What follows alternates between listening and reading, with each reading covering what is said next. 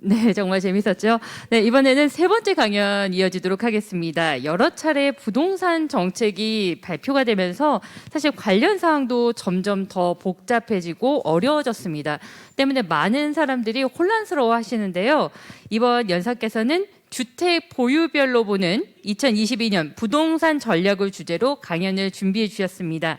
유튜브 놀라운 부동산의 채널로도 인사드리고 계신 분이죠. 놀부 정영근 대표님 모시겠습니다. 안녕하십니까? 안녕하세요. 지금 코엑스 이 관에서 또 해본 기억이 나면서 그때보다는 이제 코로나가 그때는 없었고 지금은 있으니까 인원이 좀 줄어들어서 좀 아쉬운 부분이 있는데 오늘 또 앞선 이 두 전문가분들이 이제 전망에 대한 얘기를 많이 하셨을 거예요. 근데 저는 여러분들이 실제로 지금 시장에서 어떤 식으로 대응을 해야 되는지 좀 더 직접적인 이야기들 와닿게 팍팍 와닿게 좀 해드리고 가도록 하겠습니다. 자, 일단은 오늘의 제가 잡은 주제는요 바로 올해입니다. 제가 매년 이렇게 컨퍼런스에서 여러 가지 이야기들을 해드리고 있는데 저는 아까도 말씀드렸다시피 직접적으로 저는 틈새 시장 얘기를 많이 해드렸어요. 이전에 정권 이후부터 18년, 19년, 20년, 21년 그리고 바로 오늘인 22년까지 그때 적소, 적재마다 어떤 시장이 열리게 될지 이야기를 했었고 비교적 타율이 높습니다. 제가 2019년 그때 빌딩 얘기를 많이 했던 것 같아요.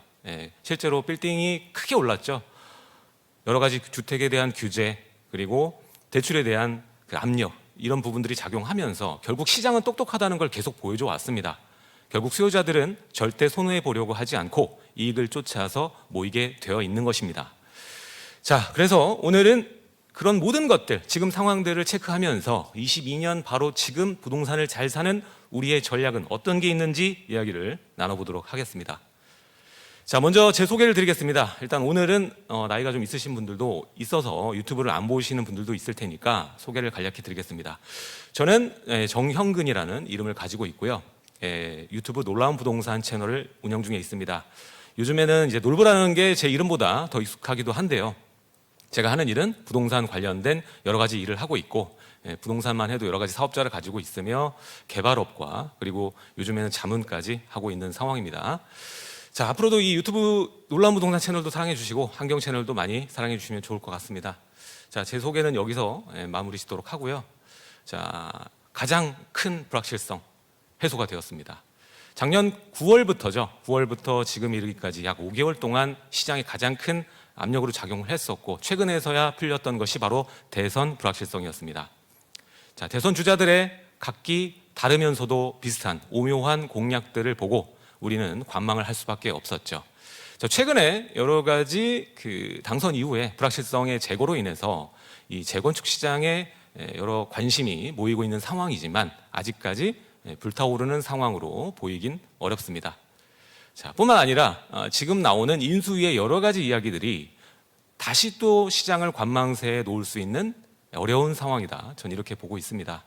어쨌든 간에 시장은 그동안 바짝 움츠렸고 이제 기지개를 펴려고 하고 있는 상황입니다. 근데 과연 우린 어떤 방향으로 투자하는 것이 뒤에 5년, 10년 뒤에 돌아봤을 때 최선의 선택일지 그게 가장 중요한 게 아닌가 이런 생각이 듭니다. 자, 이 얘기를 드리고 싶습니다. 아까도 말씀을 드렸다시피 제가 18년, 19년, 20년 이후 계속적으로 정책들이 있어 왔고요. 30차례 정도의 정책들이 있었죠. 대부분 이제 규제 일변도로 이어져 왔는데 그 규제가 만들어낸 여러 가지 틈새들이 있었습니다. 그리고 시장은 발빠르게 움직이고 여러 똑똑한 수요자분들은 거기에서 큰 수익을 냈죠. 자, 결국 정부는 시장을 이길 수 없었습니다. 이번 5년 정권의 결과물입니다. 자, 정권은 부동산 시장을 어떻게든 안정시키려고 여러 가지 정책을 폈죠. 다각도로 폈습니다. 그리고 심지어 사유재산을 침해하는 정도의 아주 강력한 정책을 폈습니다만 결국 시장은 안정화됐나요? 지금 전세가 싸요? 매매가는 어때요? 최악입니다. 이게 바로 시장을 이기려고 했던 결과물이다. 이렇게 보시면 되겠습니다. 자, 우리가 예전에도 여러 정부들이 있었습니다. 전 세계적으로. 거기에 여러 가지 교훈들이 있어요. 이번 정권, 문정권만 시장을 이기려고 한 게 아닙니다. 저 멀리 가볼까요? 로마 시대로 가보겠습니다. 자, 우리 지금 코로나 사태 이후에 돈을 많이 풀었죠. 과거에도 이런 양적완화 비슷한 정책들이 있었습니다. 자, 로마 시대에는 금화와 은화를 했었고, 제가 로마 시대를 예로 든 게 뭐냐면 그 영원할 것 같았던 제국이고 그 오래 갔던 제국도 결국 화폐가치 큰 영향을 받고 제국의 몰락에 결과를 맞게 되었습니다. 그리고 시장을 제어하려고 했죠. 자, 보시면 그때 당시 인플레이션 어떻게 만들어졌을까 생각하시면, 그때는 어차피 금화와 은화를 주조해서 시장이 유통했고 그거를 따라서 교환을 했기 때문에 인플레이션과 디플레이션 상황이 크게 변동성이 있지 않을 것처럼 보이겠지만, 자, 그때 당시에 경제 성장이 돼야 계속 발전을 하고 우리가 배불리 먹고 행복하게 살 수 있겠죠. 자, 제국이 어느 정도 팽창을 하고 그 정복 전쟁이 마무리됐을 때 그때 당시에 경제를 돌리던 시스템은 농업과 그리고 전쟁이었습니다. 전쟁을 통해서 제국을 넓히고, 제국을 넓히면 전리품이 돌아오죠. 그 전리품 중에서 최상이 뭐죠? 바로 값싼 노예입니다. 근데 정복 전쟁이 끝나고 나서 어떻게 됐죠? 노예를 구할 수가 없는 거예요. 그 한정된 자원 안에서 경제를 돌리다 보니까 당연히 이제 세금을 걷는 것도 부족해지고 경제를 돌리기도 어려워집니다. 그래서 그 유명한, 여러분들 개그 프로그램에서 봤던 이 네로 황제부터 몰락의 길을 걷기 시작하는데 은화에 구리를 섞기 시작합니다. 결국 마지막 종국에는 은화의 함유량을 20분의 1까지 줄여버립니다. 자, 그렇게 되면은 시장의 수요자들은 똑똑하죠. 과연 그 은화를 내놓을까요? 본인이 갖고 있는 걸? 아닙니다. 오히려 지금 시중에 나오는 은화들을 받으면 뽑아냅니다. 그리고 유통을 본인 건 안 시켜요. 자, 이렇게 돌지 않으니까, 은화가 돌지 않아요. 돌지 않으니까 어떻게 됩니까? 물가가 일단 상승하고 20분의 1밖에 안 되니까 은화 가치는. 그리고 정부에서는 이렇게 합니다. 경제가 위축되고 세수가 안 거치니까 물가를 고정하는 전략을 펴요. 더 이상 비싸게 못 팔게끔.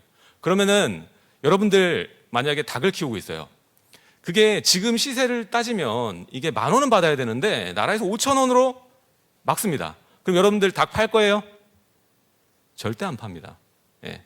지금 이게 지금 시대에 놀랍게도 2022년에 오는 이 정권 5년 동안 벌어졌던 일들, 양도세 중과 보세요.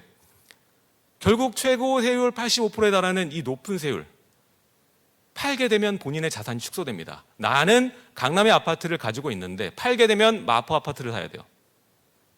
누가 팝니까? 결국엔 앞으로의 그 새로운 정부에서도 어떠한 공약을 내놓는지에 따라 시장이 판단하게 될 겁니다. 공약이 판단하는 게 아니에요. 그래서 여러분들은 새로운 공약들을 살펴보고 시장이 과연 이 공약이 나왔을 때 어떻게 변해야 할 것인가, 거기에 틈새는 뭘까, 이거를 항상 고민하시고 선점하셔야 됩니다. 투자는 다른 게 없습니다. 가장 쌀 때 여러분들 자기 자본 비율을 최소화해서 일찍 사두는 것, 이게 최고의 전략입니다. 이 룰은 여태까지 변화가 없어요. 자, 어쨌든 정책 실패, 제국의 몰락, 공약은 우리는 잘 살펴볼 필요가 있다는 겁니다. 지금 상황에 많은 분들이 고민하는 게 이걸 것 같아요. 다주택자는 고민할 게 없어요. 왜? 못 팝니다, 지금. 더 살 거야? 그것도 어려워요. 그러니까 비주택에 몰리고 있어요. 제가 이따가도 얘기를 드리겠지만 제가 틈새 시장 얘기를 많이 합니다. 지금 22년에 여러분들 주목해야 될 부동산, 전 아까 부동산 잘 사는 법이라고 했죠? 아파트 잘 사는 법이라고 한 적 없어요. 부동산 여러 가지 종류입니다. 올해 최고의 강세는 저는 오피스라고 봅니다.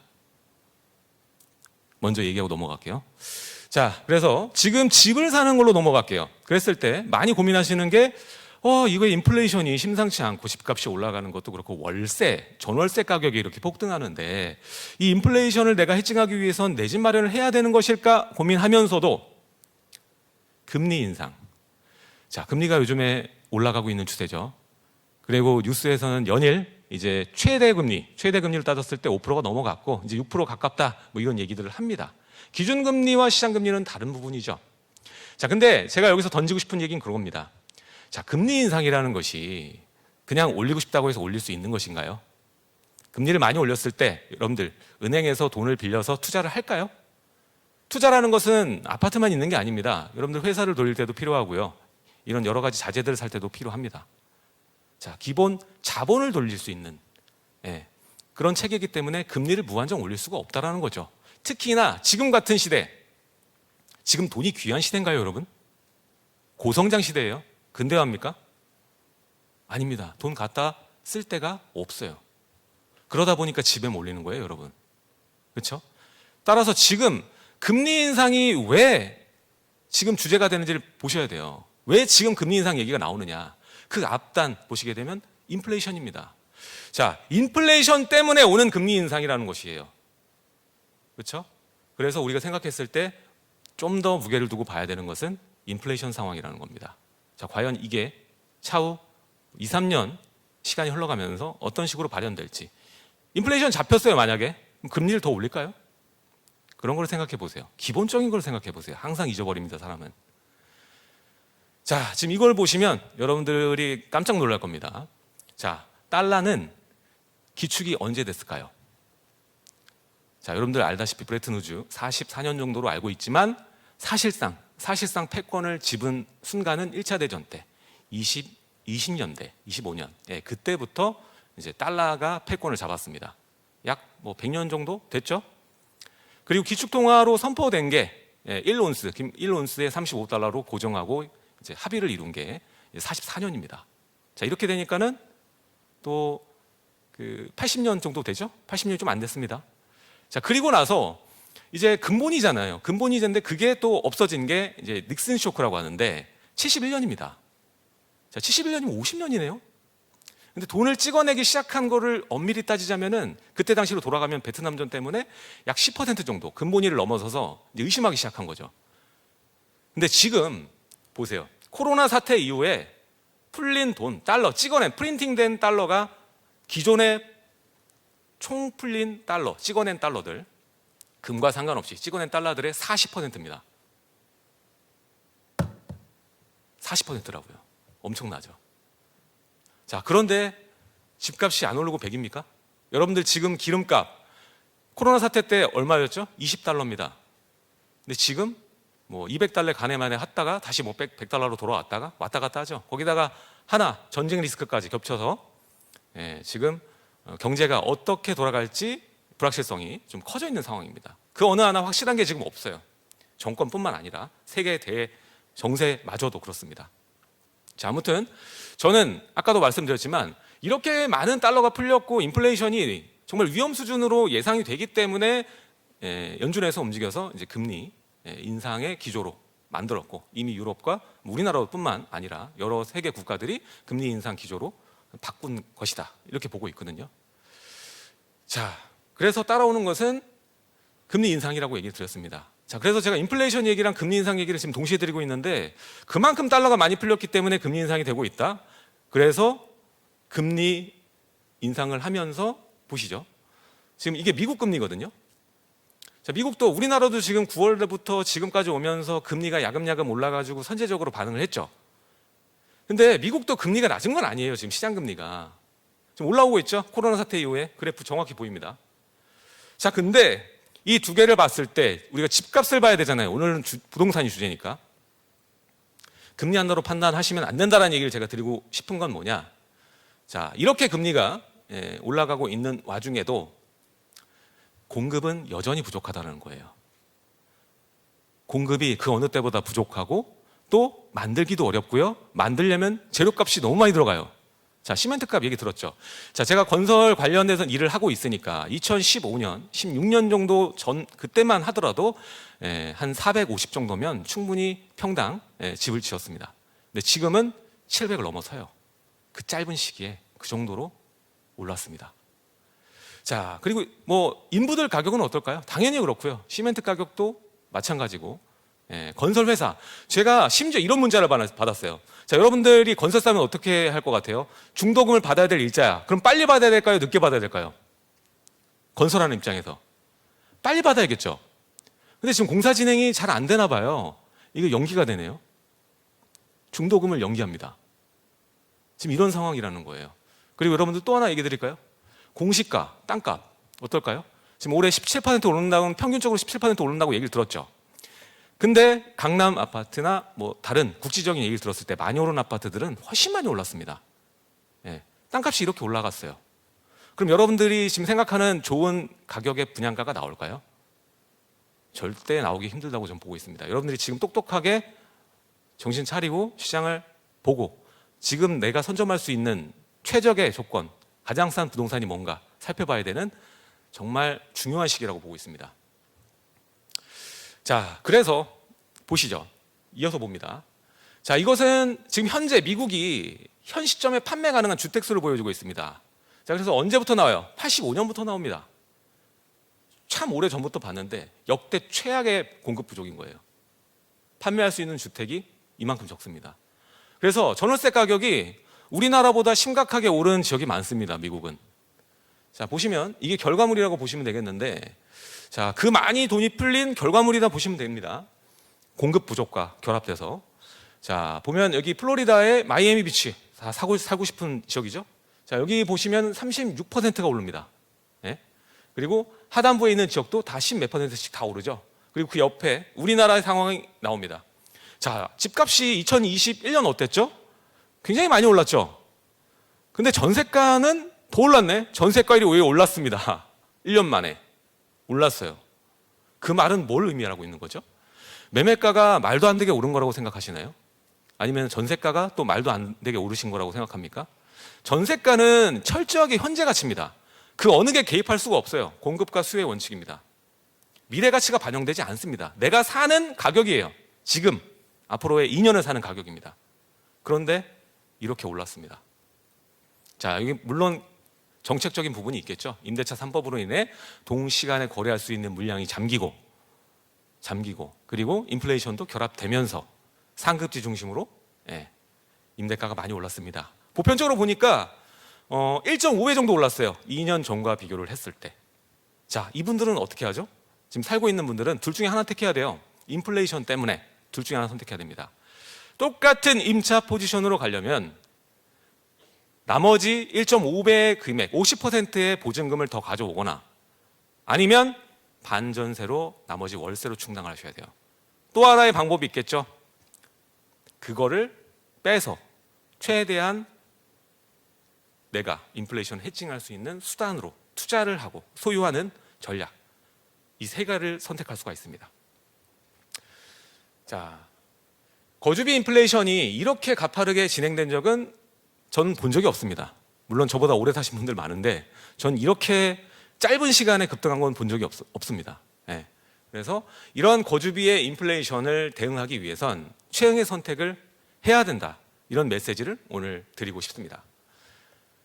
자, 일단은 제가 앞선 1년마다 강의를 할 때 새로운 파도에 대해서 얘기를 많이 해드립니다. 새로운 파도를 감지해야 내가 남보다 빨리 사고, 빨리 샀을 때 후행 투자자들이 들어오는 그 자본을 내가 그 가치만큼, 그 급등하는 가치만큼 가져올 수 있기 때문에 그렇습니다. 자, 지금의 새로운 파도, 여러분들 보시면 뭐가 있을까요? 저는 집을 사야 된다고 생각합니다. 근데 아무 집이나 사면 안 되고요. 앞으로 새로운 파도를 감지하면서 사야 된다고 생각해요. 잠재력에 투자를 하셔야 된다고 봅니다. 자, 서울 도심의 공급 해결은 오직 정비 사업밖에 없습니다. 자, 그동안 어땠죠? 지금 공급 부족 질리게 많이 들었죠? 자, 박근혜 정부 때 택지 개발하지 않았어요. 그리고 그때 정부의 박원순의 그 3선 동안 계속 이어져온 그 새로운 정비 사업의 진행 무효화, 해제만 되고, 그게 지금 우리 이 시대 2022년에 닥쳐왔습니다. 이게 중첩 때 쌓였어요. 그래서 이렇게 된 거고, 이 지금 서울 도심의 공급 해결은 오직 정비 사업뿐입니다. 신도시가 3기 신도시 들어오면 잠깐뿐이에요. 똑같이 됩니다. 지금 1기도 그랬고 2기도 그랬습니다. 다 강남 집값 막는다고 생겨진 도시들이에요. 근데 어땠죠? 결국 3기 시도시는 다른 신도시를 약화시킬 뿐입니다. 서울에 정밀 타격을 하기엔 부족하다, 이 얘기를 드리고 싶습니다.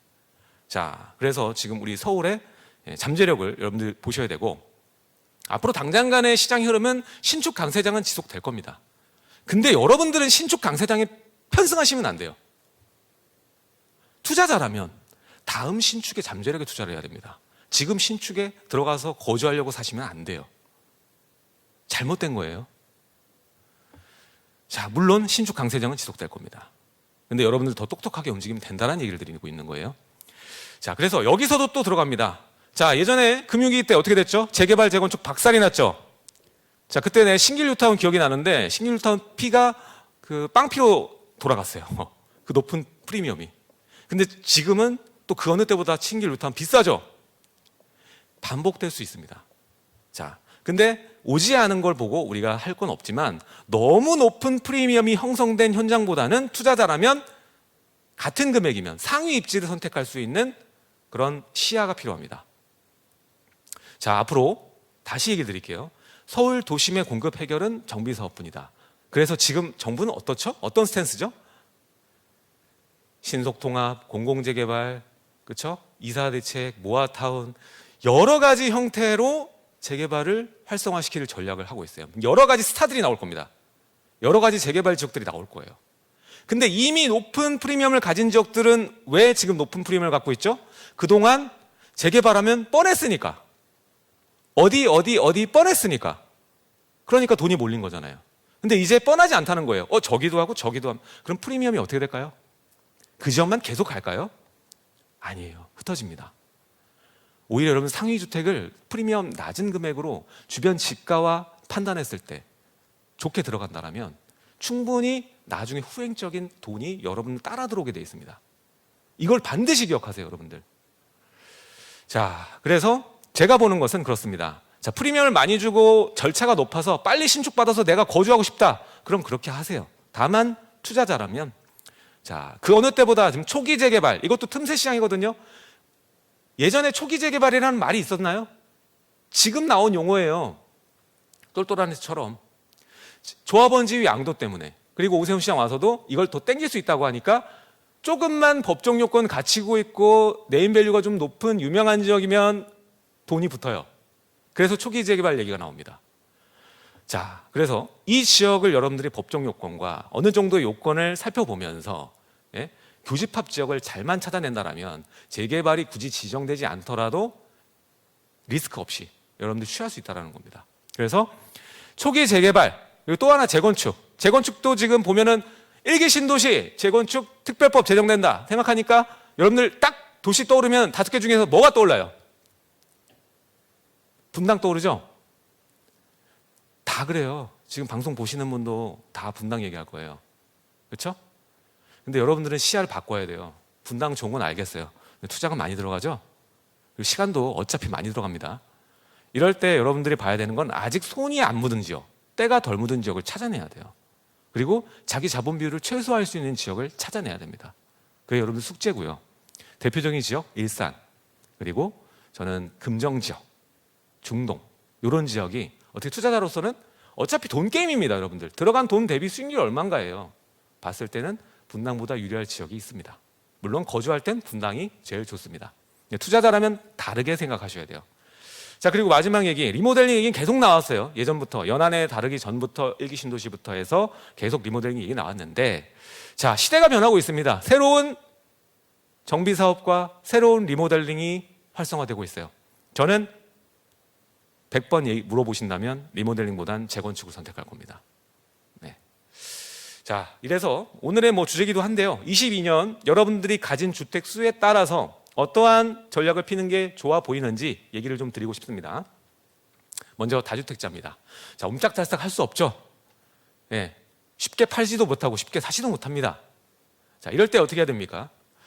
자, 양도세 완화책. 오늘 사실 이 대본대로 안 하려고 했어요. 왜? 지금 인수위에서 계속적인 새로운 공약들이 나오고 이것을 제가 제출한 거는 시점이 좀 전이기 때문에 많이 좀 얘기가 달라질 수 있습니다.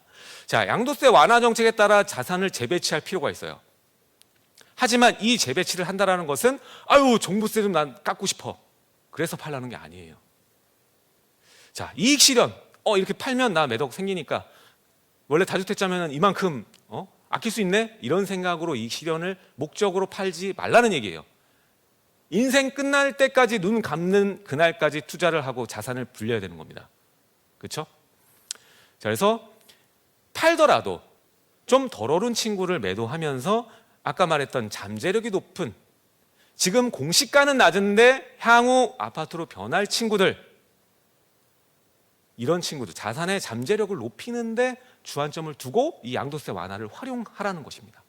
자, 지금 착각하는 게 있는데 양도세 완화가 돼서 다주택자가 시중에 물량을 많이 풀고 물량이 정말 많아질 거라고 생각하시면 저는 오산이라고 봅니다. 다주택자도 계속 돈을 모아야 되는 입장이에요. 계속 주택을 사야 되는 입장입니다. 이 사람들이 주택수를 내려놓고 그냥 세금 아끼고 좋아할 것 같아요? 1주택자, 2주택자, 무주택자보다 똑똑합니다. 그 누구보다 시장 경험이 많아요.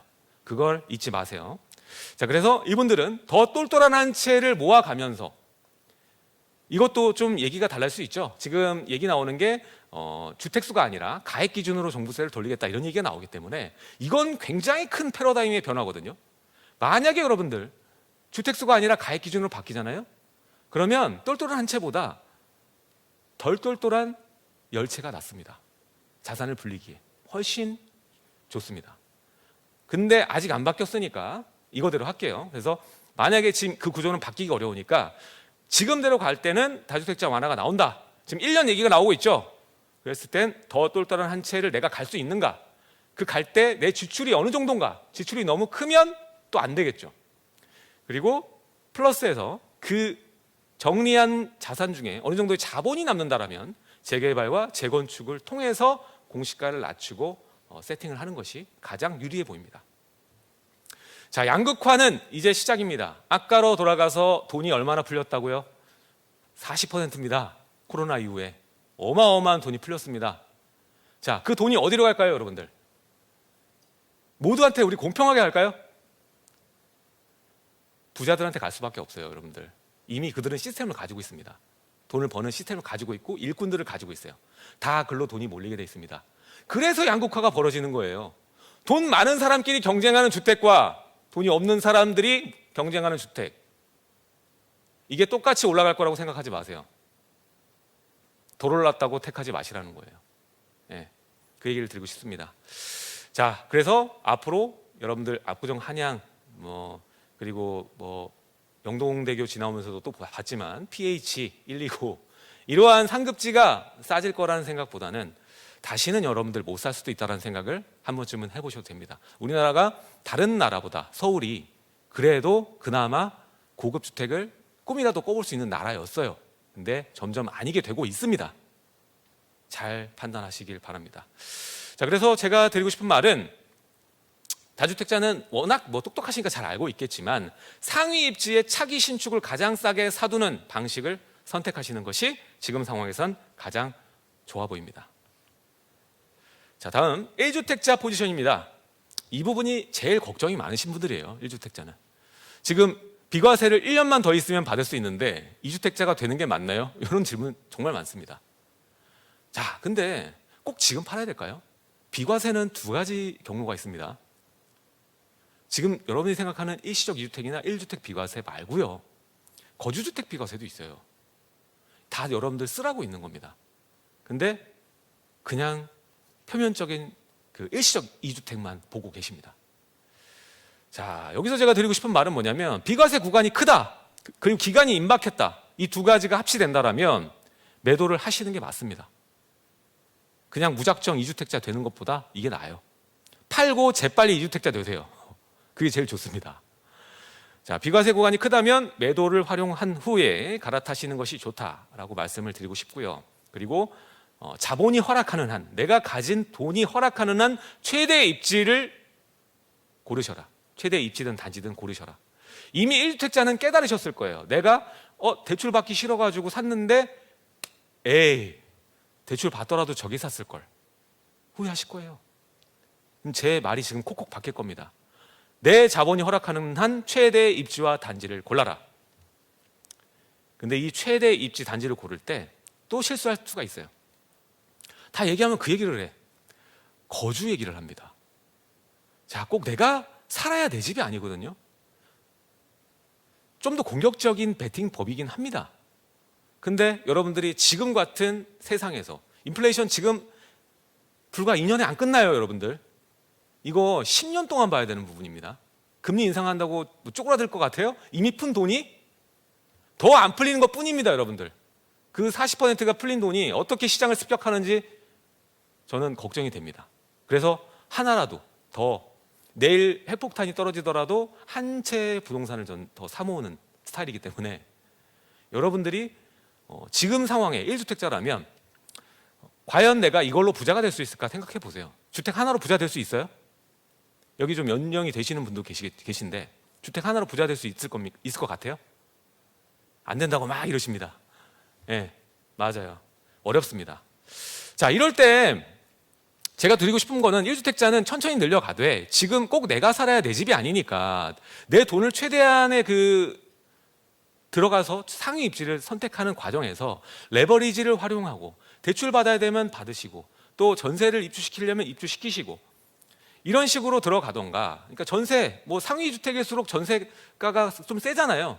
그렇다고 해서 뭐 강남 지역에 지금 전세가율이 뭐 세종 수준이나 뭐 폭락 전에 뭐 40% 수준 이게 아니거든요. 여러분들이 1주택자에서 정리하면 충분히 강남 주택 살 수 있는 분도 많습니다. 아까도 말했죠. 다시는 못 살 수도 있다고. 좀 메시지를 강하게 받으시면 좋을 것 같고, 전 이거보다는 사실 이게 더 좋아요. 기존 주택보다 재건축 재개발 투자를 1주택자가 지금 정리하시면서 비과세를 보고 하는 건 어떤가. 최고의 선택이 될 수 있다고 봐요. 저는 향후에 그 10년 뒤 돌아봤을 때 내가 그때 이렇게 해서 안 했으면 내가 어떻게 됐을 뻔했나 이렇게 후회하시면서 전 그럴 거라고 봅니다. 상위 입지를 선택해서. 자, 근데 갈아타는 지출이 만약에 크다. 비과세 구간 시간이 남아있어요. 뭐 1년 이상 남아있어. 그리고 비과세 구간을 이용하려고 했는데 뭐 얼마 되지도 않아요. 네. 이렇게 된다면 갈아타는 지출이 크다면 그냥 전 2주택자 가라. 이 얘기를 드리고 싶습니다. 그리고 2주택자를 활용했을 때 여러분들 뭐 비과세 그냥 못 쓰는 줄 아시는데 아까도 언급드렸습니다. 지금 제가 초기 재개발 얘기를 드렸어요. 공시가가 낮은 재개발. 그렇다면 국세청에서 계산하는 기준 시가 6억 이하, 85제곱 이하라면 임대사업자의 혜택을 극대화해서 볼 수 있습니다. 지금도. 그러면 임대사업자 활용하실 경우에 일부 주택, 뭐 신규 분양의 경우에는 취득세도 다주택자는 12%까지 때려 맞는데 85% 감면받고요.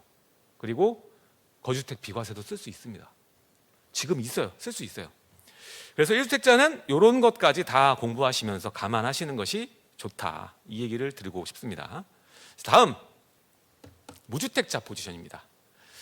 자, 무주택자 이 얘기를 참 많이 해요. 3기 신도시 기다릴까요? 다음 분양 기다릴까요? 매년 들었던 질문인 것 같습니다. 예.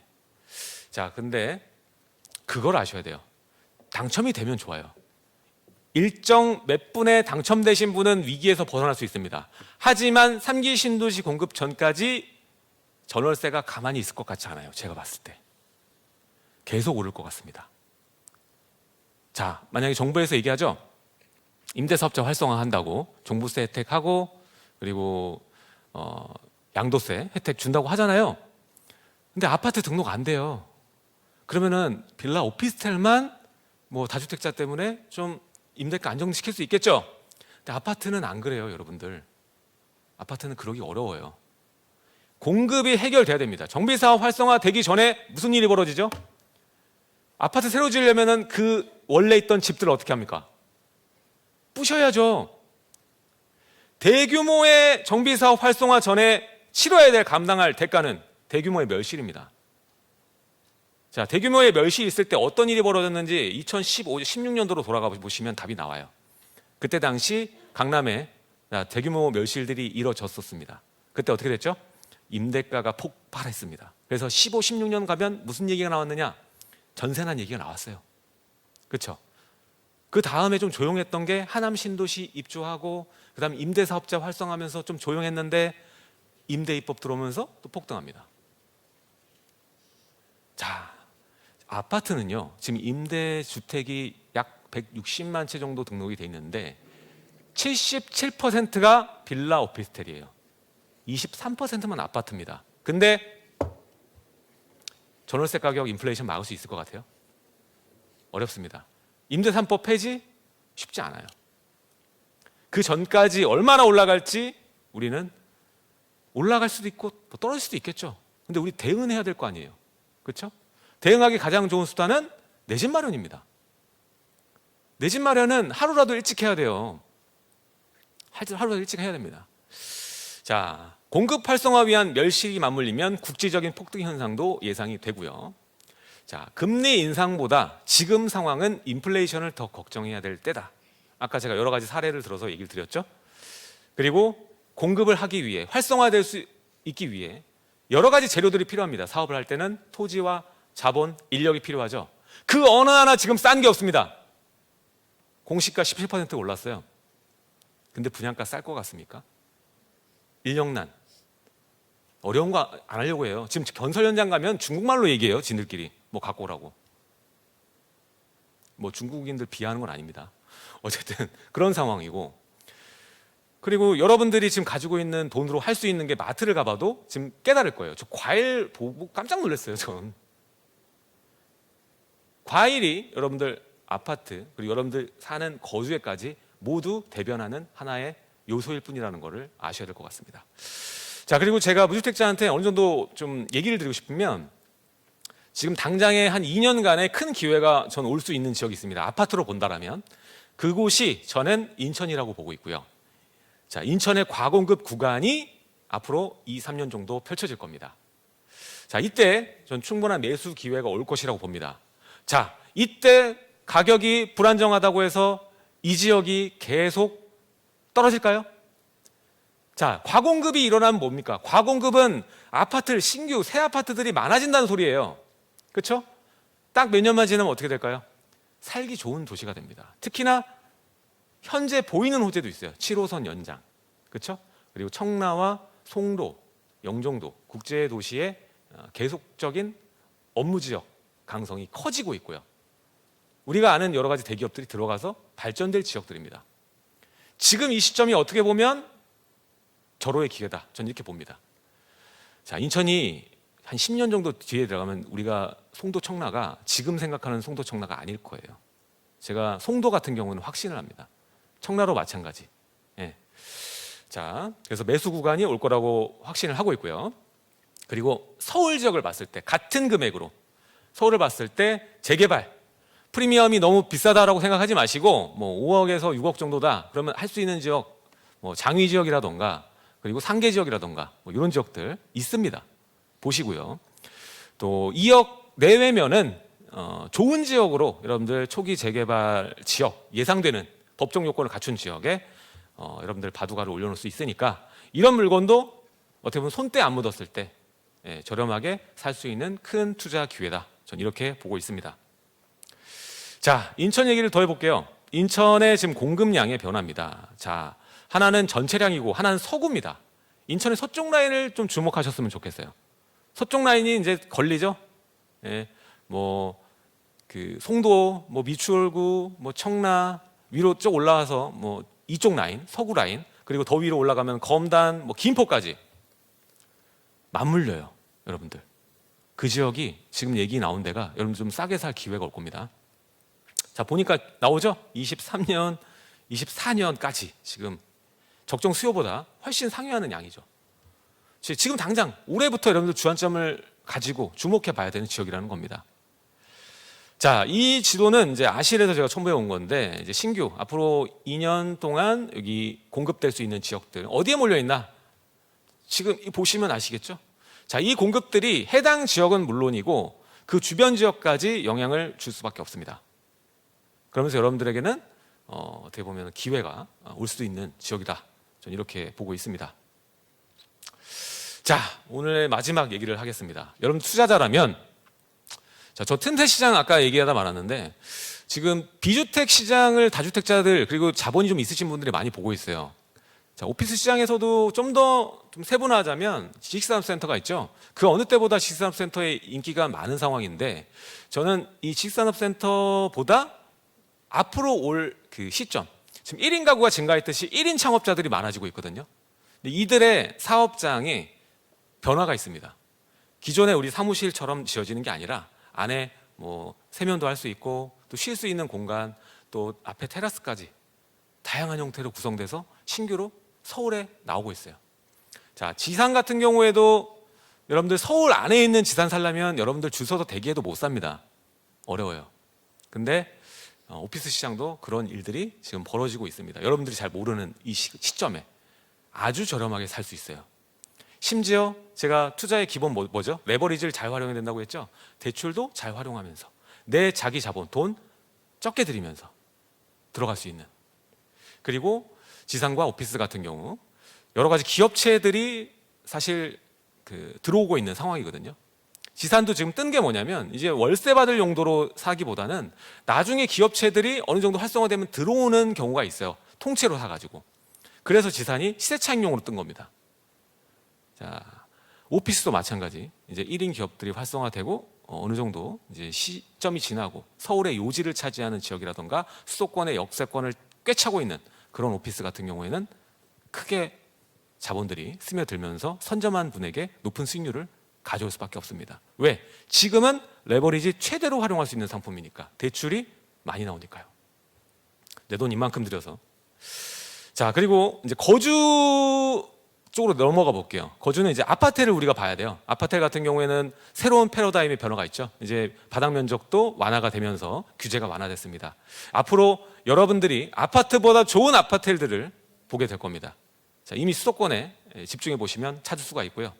이 단지들의 특징, 수도권의 대단지의 브랜드의 역세권 입지를 주목하면 좋을 것 같습니다. 그리고 이런 경우에는 다주택자 중과에 유리하고 경우에 따라 임사 혜택까지 가능하고 또 뭐라고 했죠? 84제곱 밑에 오피스텔은 뭐 주택수에 빼주겠다 이 얘기까지 나오고 있어요. 먼저 사신 분들 축하드립니다. 자, 그리고 입주 시점까지 분양권 샀다가 분양권 사면 오피스텔 10% 돈만 드리면 되거든요. 그러면은 90%가 레버리지예요. 분양권 살 때. 근데 분양권은 주택수에 들어가지 않습니다. 그리고 중요한 점, 청약 가점과 무관하다는 것. 점수는 모으시면서 내 거주 인플레이션에 대한 불안은 해칭할 수 있다는 것. 아파트의 변화 주목하시면 좋을 것 같습니다. 자, 오늘 내용 또 더 긴데 짧게 마무리하겠습니다. 자, 여기도 아파트에 대해서 여러 가지 남겨놨습니다. 아무 아파트 말고 오를 수 있는 아파트의 특징들을 제가 남겨놨는데 이거는 뭐 여러분들 지금 자료 보시고 계시고 지금 영상으로 보고 계시니까 또 뒤에 분이 기다리고 계시니까 오늘은 여기서 제가 마무리를 짓도록 하고요. 여러분들이 과거를 벗어나야 미래의 부자가 될 수 있습니다. 그리고 집이 있어야 내 집 없는 부자는 없다.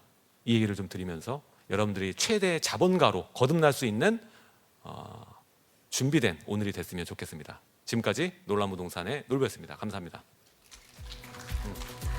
네, 여러분 큰 박수와 응원 댓글 부탁드리겠습니다. 정말 열정적인 강의였습니다. 정영근 대표님 다시 한번 감사드립니다. 잠시 뒤에 토크 콘서트에 모시고 좀 더 자세한 얘기 나눌 예정입니다. 네, 강연 중에 궁금했던 내용 실시간 댓글로 남겨주시면 저희가 선정해서 답변 드리도록 하겠습니다. 어느덧